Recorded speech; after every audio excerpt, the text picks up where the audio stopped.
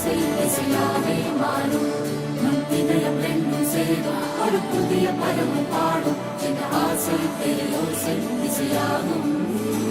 இந்த திருமண கொண்டாட்டம் நம் குடும்ப ஆர்ப்பாட்டம் என் உலகத்தை வாழும்.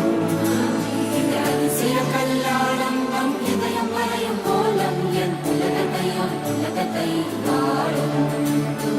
உள்ள பாடும் பாடம் நம் கதையை சொல்லும்.